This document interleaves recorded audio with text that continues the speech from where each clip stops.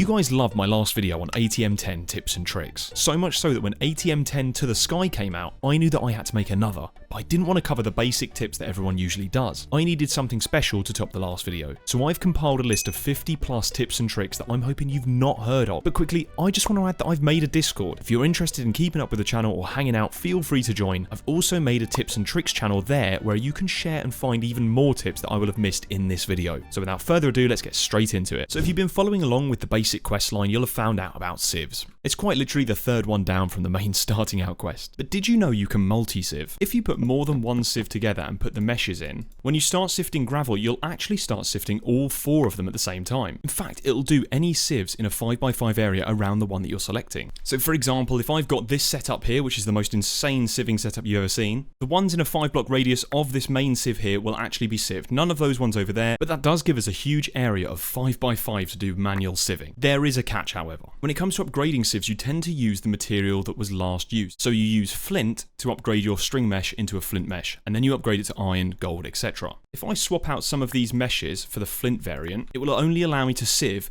with the corresponding flint mesh. So I can still keep sieving with my regular string meshes, but the flint ones will actually act separately to the string mesh. So the trade-off is that if you have a large sieve setup, you're gonna have to upgrade every single one to the right tier. My personal recommendation is to do a 3x3 area. It allows you to do all the sieving that you want, but it means that you only have to upgrade 9 versus 25 of the sieves. And there's no real point in having 25 sieves because you're gonna get into auto sieving later on anyway. Another thing people forget is that the meshes themselves can actually be enchanted with things like fortune, silk touch, and efficiency, which in my opinion is quite underutilized in early game. The interesting part is that I can take out some of these sieves and actually replace them with the enchanted variant. With the shaders on, you can't really see that it's enchanted, but if you hover over it and hold shift, you can see up at the top it says efficiency 1. Because they're the same tier, I can still sieve away at the exact same rate. And you'll see that the efficiency 1 upgrade has actually increased the speed that we mine gravel. We've actually got 1 less operation to do. Adding fortune to it's also going to increase your odds as well. So my recommendation is to try and get the enchanting table as soon as possible to upgrade your sieving setup, because it doesn't actually matter what enchantments are on it, because it's the same tier, meaning that you can still sieve away normally. If you're enjoying this video so far, please make sure to hit the like button, and if you're new around here, subscribe. Trust me, it helps out the channel massively. One thing you can use to speed up your sieving is also an auto clicker, but if you don't want to install an auto clicker, I have an even better solution. If you go into your options, go into controls,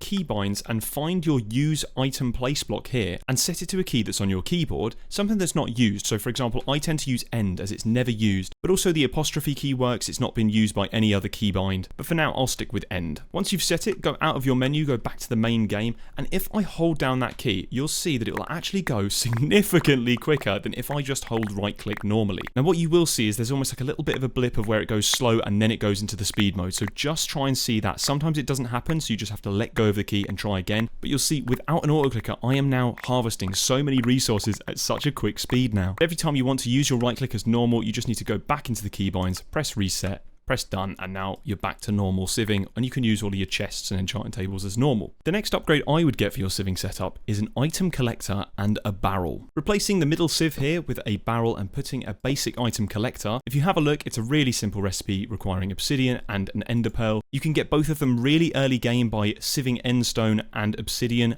and both of which are in the chapter 1 quest line. This alone means that when you actually start sieving, it will drop all of the items straight into the barrel. Now one of the first upgrades I have is a stack upgrade, and if I add this, you'll see that the stack size increases to 256, meaning it's no longer 64. If I sort my inventory, it now increases all of the stack counts to be that number, which is really good for storing more of that same item. But we can still one-up this. If you craft yourself a basic compacting upgrade requiring pistons, iron, redstone, and an upgrade base, then you upgrade it to the advanced version using diamonds, gold, and redstone, you can place this in the barrel.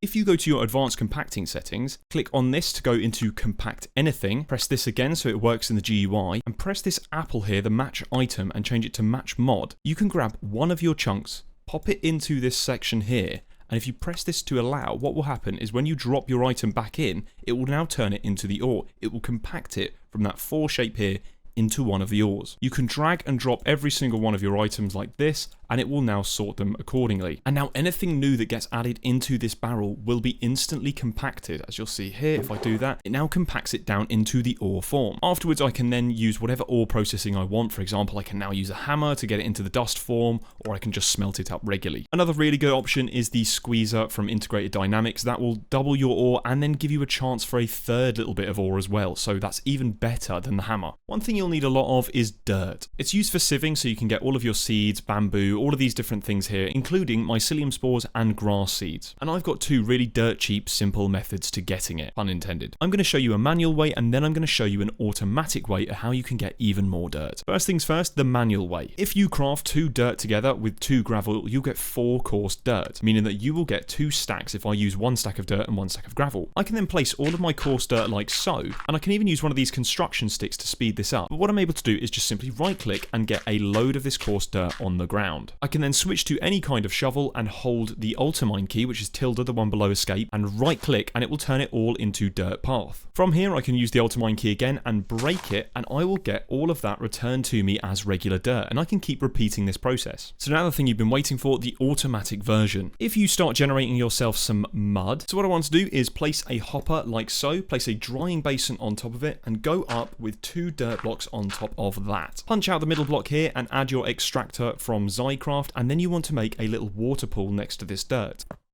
You can do it like so and punch out the middle block, creating that water there, and you will now see it's producing. You can see this strange particle effect here. That means it's producing the mud. Now the mud is going straight into the drying basin and then straight down into the hopper. So what we need to do is have a little bit of dirt already, and we need to just place the dirt in this little bit here.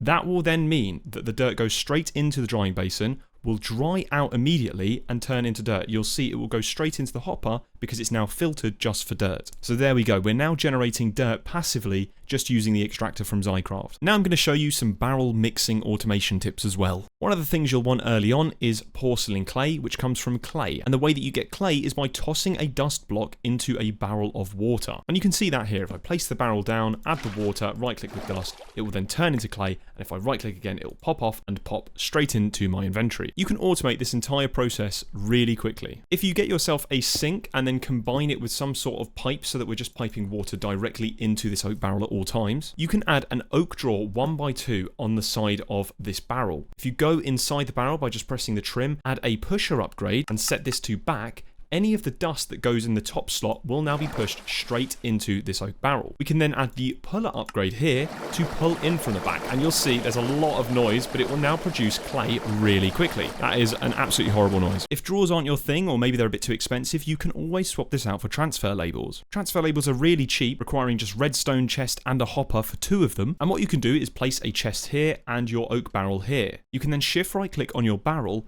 and add a whitelist of clay blocks. Now do note you actually have to have one of the blocks, you can't just drag from JEI unfortunately. You can then go to the other side of the chest, right click this chest and access this transfer label and set a whitelist of dust. If I go back into my chest and add an absolute ton of it, you'll see it will instantly transfer it and do the exact same operation, turning it from dust into clay. So there's 2 ways of automating the barrel mixing operations. But I'm going to let you in onto a little secret here. I don't think you need to automate that barrel operation at all. If you go into the barrel mixing tab, you'll see we can actually convert the sand into clay directly if we use the 1x, 2x or whatever x blocks. If I grab a full inventory of sand, hover over my sand and press Shift and K, it will convert all of this into the sand 1x's. I can then do this again, Shift and K, to get it into sand 2x. I'm going to Shift and K one more time, and we've now got the sand 3x's. I can plonk one of the sand 3x's into the barrel, and I will get a clay 3x, meaning that I can then chop this down into its 1x form,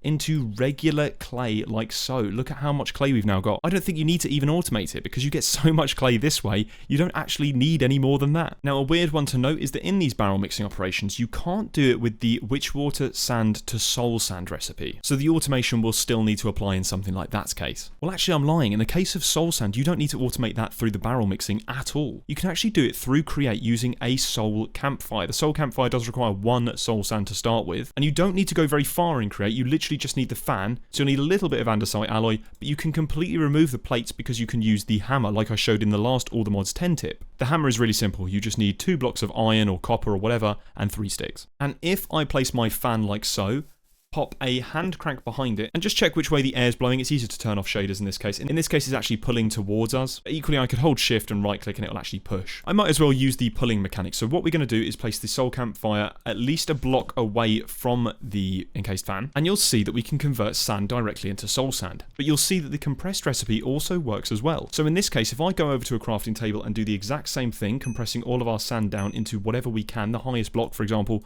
this 3x block here, I can throw these in front of the campfire and just blow the haunted air into it, and within a few seconds you'll see it will instantly convert straight into soul sand.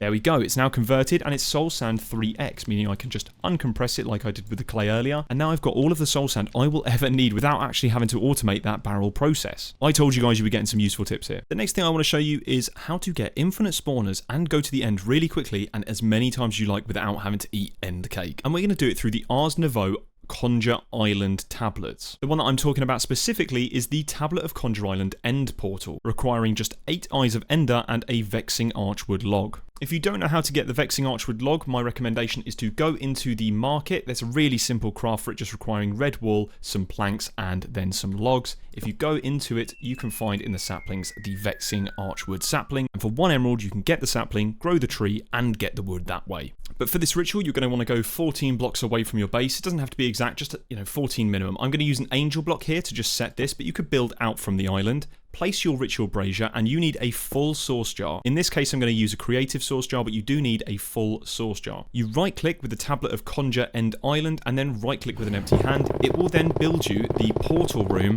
from vanilla Minecraft, also complete with a mob spawner, which leads me on to another tip. If you make the sawmill from productive trees requiring just some planks, some iron ingots, and then a stone cutter, you can place that down and add your oak logs into it. It will then cut this up into more planks than you'd normally get, and sawdust as a byproduct. So here we've got 24 planks and 8 of the sawdust. If I then take the sawdust, go into a crafting table, and combine 4 of them together, I can then get the mechanism cardboard box. And I want to give a shout out to you guys for showing me this one. I can then go back to my end portal room, right click with a cardboard box, and I can then just break the cardboard box as normal, and I now have a monster spawner stored inside. I can place it somewhere else, shift right click, and now I've moved my spawner, and I can do it however many times I want. Now beforehand, you heard me say that there was infinite spawners, and I say that because if you get that Tablet of Conjure Island end portal again, and another full source jar, you can do the exact same operation again, and it will replace the silverfish spawner. In fact, I can do this as many times as I like, replacing the spawner again and again,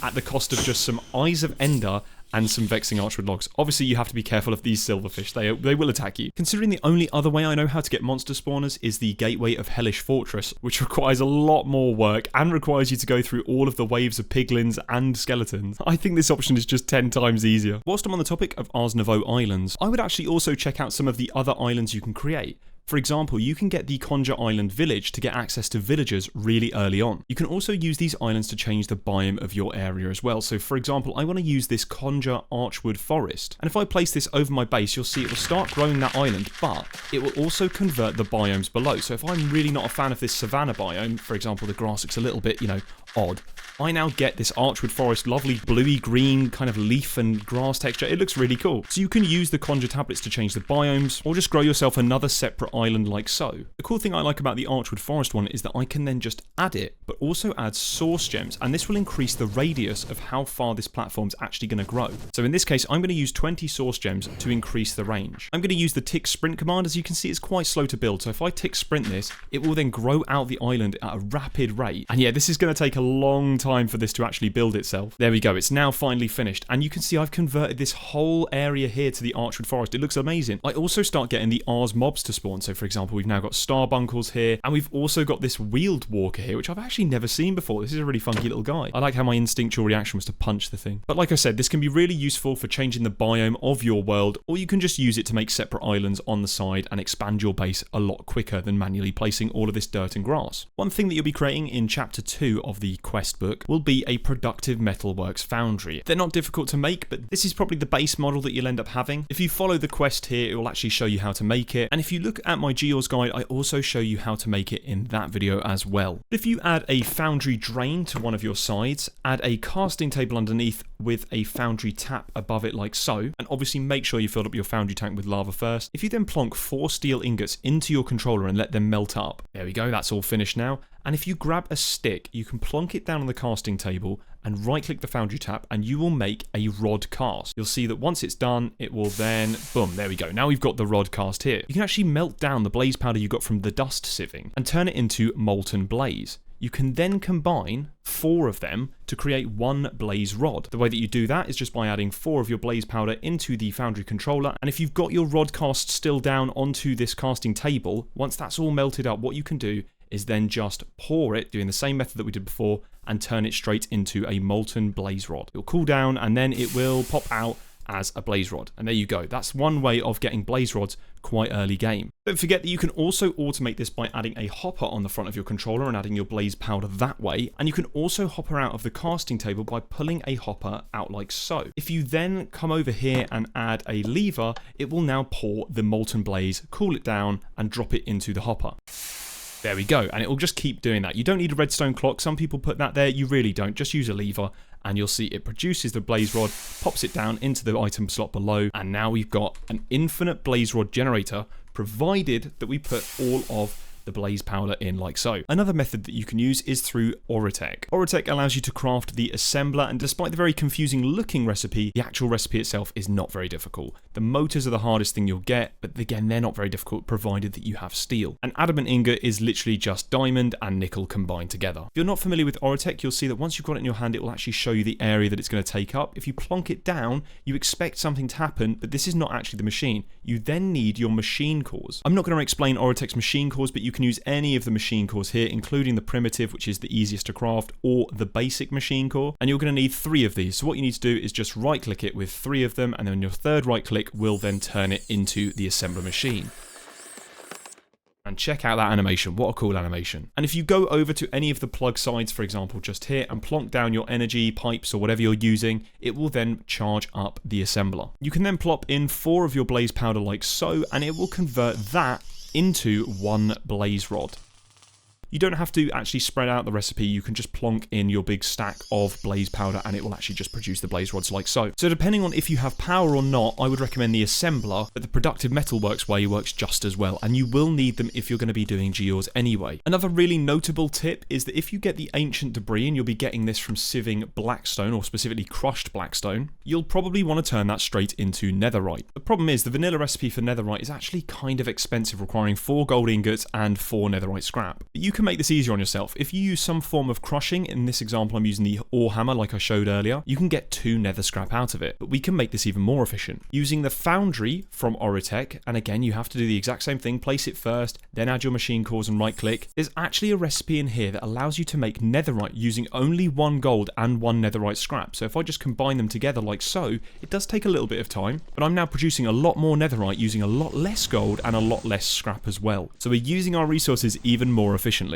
If you want to completely avoid those blaze rod recipes and just go straight to the nether, I've got a recommendation for you. There are quite a few jetpack options in All the Mods 10 to the Sky, but one of them that is kind of underrated is the jetpack from Oratech. Look at that recipe, just 3 steel, 2 blaze powder, a block of redstone and leather. And as long as you've got power and you can charge it, you're off to the races. I'd also recommend you craft the exo boots to prevent all of your fall damage if you're going to be using this jetpack here. If you saw my ranked flying video, you'll also know this method as well, because I raved about it there. And now we are in the nether. We're going to be trying to look for a blaze fortress. It's the only thing that actually spawns in the nether. And another mini tip here is that if you press M, you might actually find that you've found a nether fortress before you even actually register that you found one. So always check your minimap before you go. There we go. Now, because we're playing a skyblock, you're going to find very quickly that these blaze fortresses get absolutely overran with mobs and very crowded. But I've got another tip for you using Ars Nouveau specifically to deal with blazes. If you craft the Glyph of Dispel requiring 3 milk buckets and an abjuration essence, which is really not tough, you need a spider eye mushroom and sugar and then a milk bucket again, so you'll have to have some cows, but this is not difficult to make. You can then craft a spell that is just simply Projectile Dispel. If I go up to any burning blazes and I use the Dispel spell, it will actually instantly kill them like so, and it will drop their loot. So there's a guy over here, I'm just going to Projectile Dispel him, And let's see if this guy goes. Yep, there you go. And it will instantly kill them, and you can get their drops from them as well. So that's a really good method to get blaze rods. And it's a really good method to defend yourself against blazes. So next time you're at a nether fortress and struggling to kill them, just use a projectile dispel. It'll instantly kill them, and you get all of their drops. Fantastic. Such an underrated tip. Now here's another tip for you that's completely underrated. We're going to be talking about witch water. In chapter 1, it's one of the first things you'll be creating just over here, and it's how you get soul sand like I showed earlier. But a lot of people aren't aware that it has a secondary effect. If you place it on the ground, any mob that comes into contact with it will start taking serious damage. Unless, and I've got them on my hotbar here, if you put a pig near witchwater, it will instantly turn it into a zombified piglin. So you can get access to piglins before you've even gone to the nether. If you put a creeper in it, it will then charge itself, which is a little bit terrifying, but you can get a lot of mob heads this way as well, really useful. Spiders will turn into cave spiders, not particularly useful, but I thought I'd show it off. But then we get into the more interesting transformations. Skeletons will instantly turn into wither skeletons. Villagers will also convert directly into the zombie villagers, which are making an absolute racket right now. But that could be a really good method to convert them and then reconvert them back into villagers to get some discounts on your trades. But probably the weirdest one is that if squids touch it, they instantly turn into ghasts. Now, that one's not particularly useful because you can get ghast tears from sieving. But if you want to use hostile neural networks, maybe that's a good way of getting ghasts. Also, don't touch the stuff. You're going to end up with blindness, slowness, weakness, every single problem here. Just do not touch this stuff. Now, All the Mods 10 to the Sky doesn't have the Easy Villagers mod installed, but I can show you a really neat way to get villager trades in a block form. Let's say I've got my villager here. He's got his workstation right next to him, and he is now a Fletcher villager. If I use the tablet of containment, just right click again, and have some sauce in a sauce jar and plop down a containment jar, he will now be put into the containment jar. Perfect. And I can turn off the ritual using a lever to stop the containment happening again. I can then take my containment jar wherever I actually like, and I've now got the equivalent of an easy villager in my hand. The best part is that if I plonk him down like so, I can still trade with him. If I right click the jar,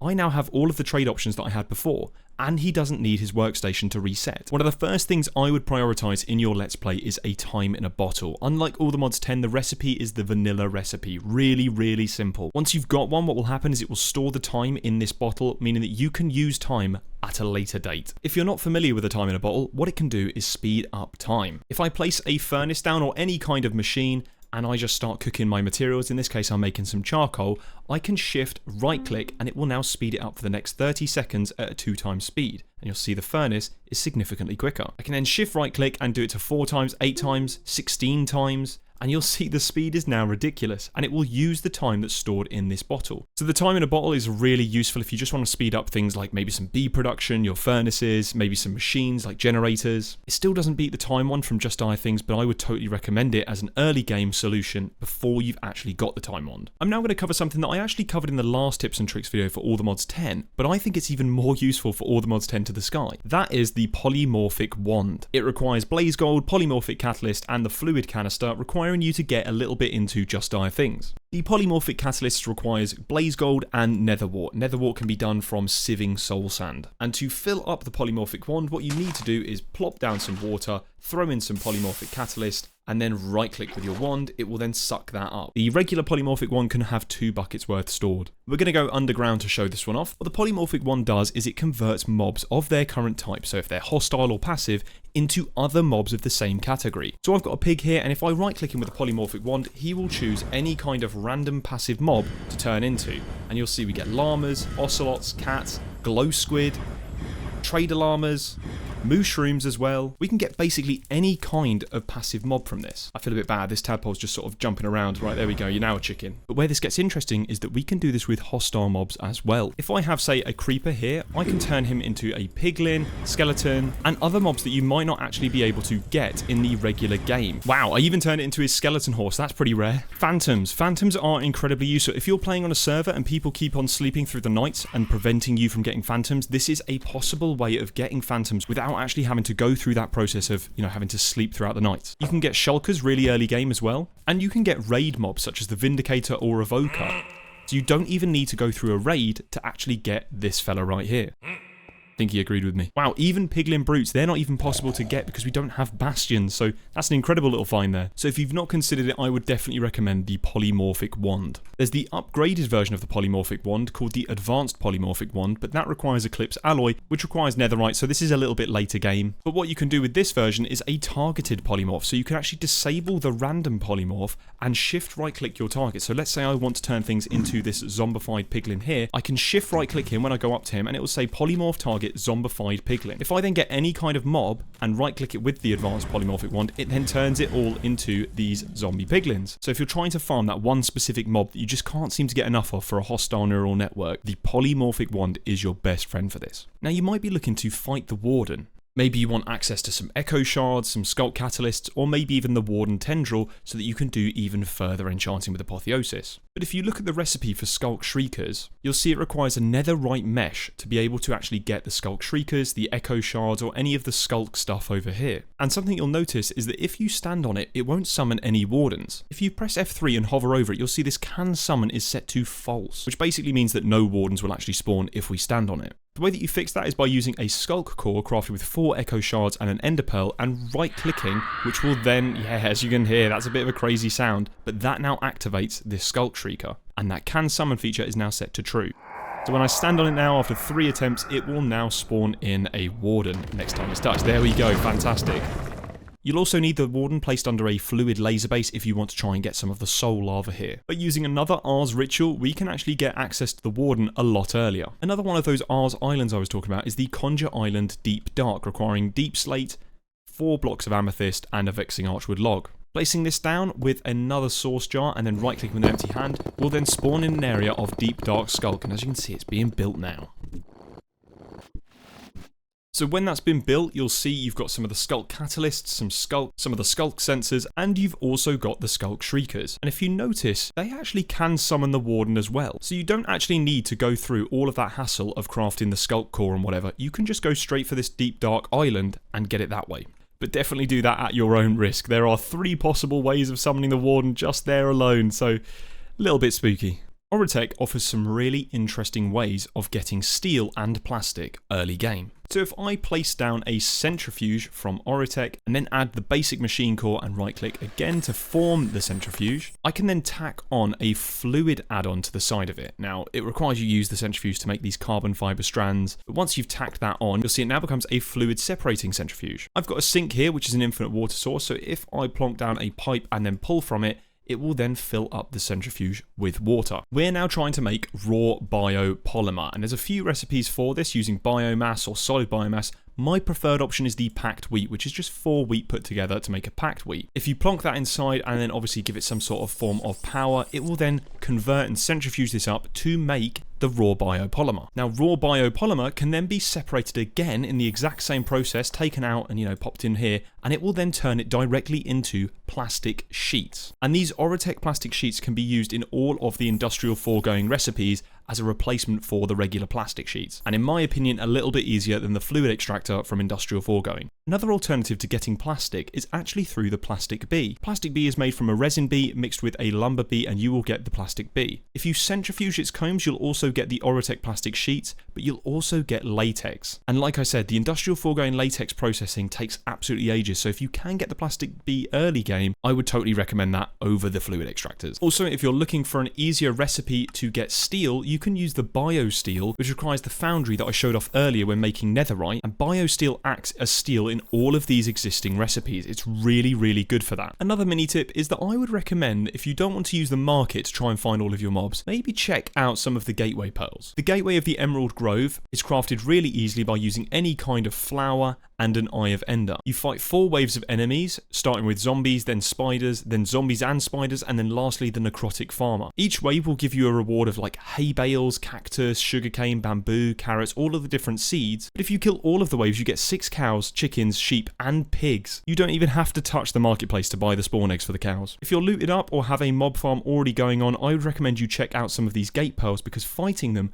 might actually give you some really good rewards. I mentioned it earlier as well, but the gateway of the Hellish Fortress drops the monster spawner, as well as doing 10 Nether Fortress loot rolls. That's the dungeon chests that you would find in Nether Fortresses, and you can get them just from killing the gateways. So as long as you can fight them, you get good mob drops and you get good rewards. What's more that you can ask for? I know everyone hates them, but I would actually recommend checking out some of the Wandering Trader trades. Sometimes you'll get really lucky with some mobs that you actually can't get at all. So for example, we've got one here of the Bumblebee. You can also get these ridiculous tools, swords, and armor equipment pieces that have ridiculous enchantments that you can strip off of it. If you're not a fan of this specific Wandering Trader, the best thing you can do is right click it with a mob swap, and you will swap the mob, getting the Wandering Trader DNA. If you craft yourself the XP Drain Singularity tank, you can stand on it and it will drain your experience. If you bucket out this experience, you can combine the Swab, Seed, and Fluid XP bucket to get GM chicken feed. If you've got a chicken lying around in your world, you can right click it and then you get the Wandering Trader spawn egg. Popping down one of the spawners and then adding the Wandering Trader, you will now have infinite Wandering Traders. I know it sounds like hell, but trust me, this might actually be quite useful. There we go, we've got a few spawned and you can look through every single one of the trades. There's nothing useful there, but here we got a sharpness 10 sword. You can see that's not even possible with the regular enchanting, so this is totally worth it. I would recommend you check out some of the Wandering Trader trades. Another tip that I've shown off already but is highly useful in ATM10 to the Sky is the way to strip enchantments off of your already existing tools or armor. If you place obsidian on the ground, place your armor or item and throw as many books as you've got enchantments on that item. In this case it's just sharpness 7, so I can just use one book as an example, but if you've got multiple, you know, throw as many as you want on there. Then you can throw an anvil on top, crush it down, and you will get the enchanted books like so. You're also able to dupe enchantment books. If you place a depot down like this from Create and then add the printer requiring a spout, brass plate, and blocks of iron, and then add a fluid hatch on the side of it. Make sure you've still got this filter slot visible because we'll be using that in just a second. Now here's where things differ a little bit. In my ATM10 video, I showed off a different way of doing this. If you get a drying basin like I showed earlier and add one of your fluid XP buckets to the drying basin, it will then dry to create a solidified experience block. And there we go, it's now dried into the block of experience. If I then right click it onto the fluid hatch, it will then turn it into an experience hatch. Meaning that anytime I want to fill up my printer with experience, I just have the levels in my hotbar just down here, and I right click the experience hatch, it will pull them all away and then pop them into the printer. So if I give myself a ridiculous amount of levels, we can fill the printer with ease just by right clicking, and there we go, we've got 4 buckets of liquid experience in the tank. The next thing is to get your enchanted book. In this case I use that sharpness 7 as an example, and right click the filter up on the top. I then right click my books down here and it will start using the experience in here to print new books, and if I just pull that out I will then get the sharpness 7 books, and as long as there's enough liquid experience in this tank it will start printing more and more. So for example here there's no more to print, so if I just add some more experience like that, it will then continue printing more of this enchantment. I'm going to show you a way to cheese the Wither. I've seen people build this under like something like Bedrock, but obviously we're playing Skyblock, so there's a little bit of a different strategy we have to use. My favourite block for this is the tinted glass from Mob Grinding Utils, requiring 4 glass and 5 coal to make 4 of it. First thing you need to do is place down a 3x3 of the tinted glass. Go up a block, place another block, and make a ring around here, making sure the center block is not covered, and build up your tinted glass 3 times. 1, 2, 3. Perfect. Place another tinted glass in the top just here to close this off, and then break this one down here. And now you've got a completely wither-proof box. The way that you summon the wither is a little bit different. You basically want to put the tail end in the middle, and we're going to build it horizontally like so. So make sure that the tail is in that center block down there, if that makes sense. I don't know what to refer to this as, the body, the tail, whatever. And place down your 3rd wither skull and it will spawn in the wither like so. If I go into survival mode, now you will take a little bit of damage, so I'm just going to walk away just a little tad. And there we go. He's now contained, and if I punch him, he's not going to go too angry. Well, he's a little bit angry. Yeah, I think he's a little bit angry, but he's not going to break any blocks. He can try and do all of his magic skulls, he's just not going to be able to do anything. So, yeah, you can now just tickle him to death. But if you're trying to manually kill quite a few withers, I'm going to recommend something a little bit different. There are quite a lot of options here for spikes from the Spiky Spikes mod, very aptly named. But the one that we're going to be using is the Netherite spike, because it's resistant to explosions and the wither boss. It's not particularly difficult, you just need some of the Netherite and then obviously the diamond spikes, which aren't difficult at all. And if you go into your wither killer and plop a Netherite spike facing downwards like so, and then close this back off, if you spawn a wither now, it will make this significantly easier because the wither's going to grow, touch the spike, and then just be damaged by it. So he's now just going to take damage, and I don't really have to do anything here. This is really easy. This is really fun. Now, what would you do if I told you you could squeeze your ether gas / Warden soul lava setup from this size to this size? You'd probably be so confused. Well, using the personal shrinking device, you can actually change the size of yourself and mobs. So if I shrink myself down, check me out, I'm now like, you know, less than a block tall. How crazy is that? But what's even stranger is if I right click and set the size to the smallest size, -1, I can actually shrink down other mobs as well. So if I right click the wither, we've now got a tiny wither down here. Because he's tiny, what I can now do is also just right click him with a glass bottle, and you'll see it now contains the wither. I don't advise pranking your mates, but if I was going to place down a tiny wither that could just fight people, well, that would be awful. That would be very awful. You shouldn't do that. That's very bad. One of the benefits of this is that the laser fluid base at the top here is the only thing that needs to be touching the wither, meaning that I can now move the wither up to about here, where I've got it here, which means I can move the stasis chamber and everything upwards to match the wither's new size. So if I go into my machine like so, and place down my wither on top,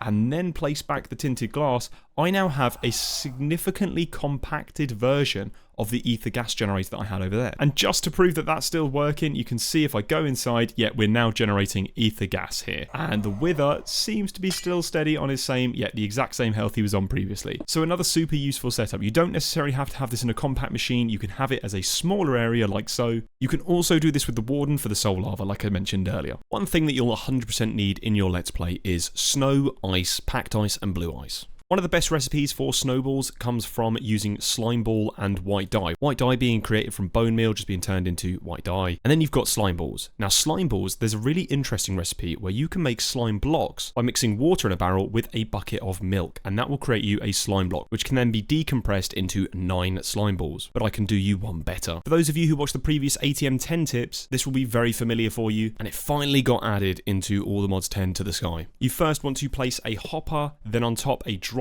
basin. You then need to place a temporary block, a oak log, and then oak leaves. And you're going to be replacing that temporary block with an extractor from Zycraft. That will produce you bioresin. It will go straight into the drying basin. And once that's now completely filled up with bioresin, it will then turn it into a bioresin block. I then get my block of resin coming out of the hopper. I can decompress it into resin balls, combine that with a white dye, and I will now get snowballs. In a barrel, I can then mix water buckets with the snowball, and that will give me ice. Putting 9 ice together gets me packed ice, and 9 packed ice put together makes blue ice, which can then be used with an extractor to get you infinite ice here. Now, packed ice specifically allows you to get cobbled deep slate, and you're able to get ancient stone with an Orthomodium block underneath. And the ancient stone will actually give you access to the vibranium smithing template. So this is how you get the ancient stone for that recipe here. Now, some of you will be familiar with what I'm holding in my hand here. It's the infusion pylon. And more specifically, I want to be talking about the potion filters from this. If you have an hour long of a potion, this card can absorb it, and you will get an infinite amount of that potion. But you'll see it requires a minimum effect duration of 60 seconds. That requires you to use a lot of potions just to get one of these cards filled. But obviously this is tips and tricks, so I've got an even better solution for you. If you grab a fluid tank from Create, and it must be Create, and apply a fluid hatch on the side, pop a pump coming out of it with a cogwheel to the side and a hand crank on top of it. That way any fluids coming in, if you use the hand crank, it should be coming out, and this arrow should be facing outwards. If it's not, just right click it with any kind of wrench. If you just type in wrench, there's a bunch here.